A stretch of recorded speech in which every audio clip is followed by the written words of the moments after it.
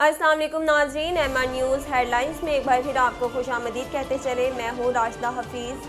وزیر اعلیٰ سندھ کے مشیر زراعت منظور حسین وسا نے وفاق پر سندھ کے حصے کی کھاد دوسرے صوبوں کو دینے کا الزام لگا دیا۔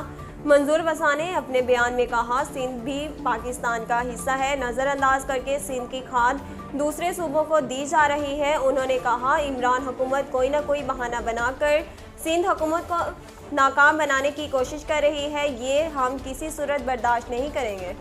سابق وزیر اعظم راجہ پرویز اشرف نے کہا کہ مہنگی بجلی و گیس کے خلاف آج بعد نماز جمعہ وسطی پنجاب سمیت ملک بھر میں احتجاج ہوگا۔ پاکستان پیپلز پارٹی وسطی پنجاب کے صدر راجہ پرویز اشرف نے اپنے بیان میں کہا ہے کہ گزشتہ ہفتے بجلی پونے 5 روپے یونٹ مہنگی کرنے کے بعد آج مزید 1 روپیہ مہنگی کی جائے گی۔ انہوں نے کہا، یہ عوام کو زندہ درگور کرنے کے در پہ ہیں۔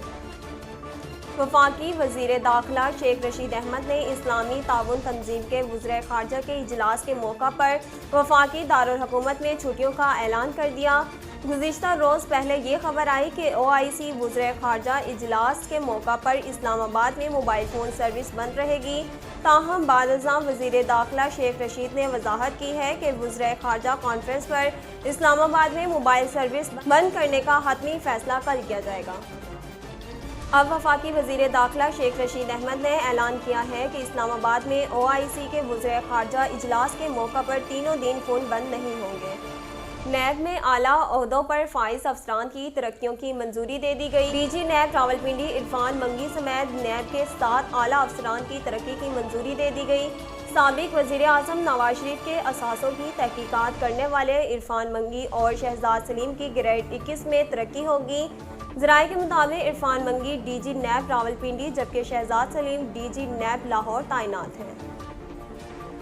کراچی کے علاقے منگو پیر میں 30 سالہ خاتون نے مبینہ طور پر 3 سالہ بچی کو عمارت کی تیسری منزل سے پھینک کر خود بھی چھلانگ لگا کر خودکشی کر لی۔ ماں اور بیٹی کی خودکشی کا واقعہ منگو پیر تھانے کی حدود میں واقع سائمہ بلاز کی ایک فلیٹ میں پیش آیا۔ پولیس نے جائے وقوع پر پہنچ کر ماں مدیحہ، زوجہ فرحان افریدی اور 3 سالہ بیٹی انم کی لاش کو تحویل میں لیتے ہوئے پوسٹ مارٹم کے لیے بھیج دیا۔ کراچی میں سائبرین ہوائیں داخل ہو گئی ہیں، جس کے سبب سردی کی شدت میں بھی اضافہ ہو گیا۔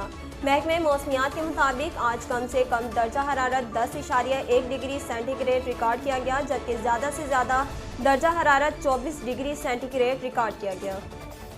ناظرین، اب تک کے لیے اتنا ہی۔ مزید خبروں اور تفصیلات کے لیے ہمارے YouTube چینل کو سبسکرائب کیجیے اور ہمارے Facebook پیج کو فالو کیجیے۔ اسی کے ساتھ ہی اپنی میزبان راشدہ حفیظ کو دیجیے اجازت۔ اللہ نگہبان۔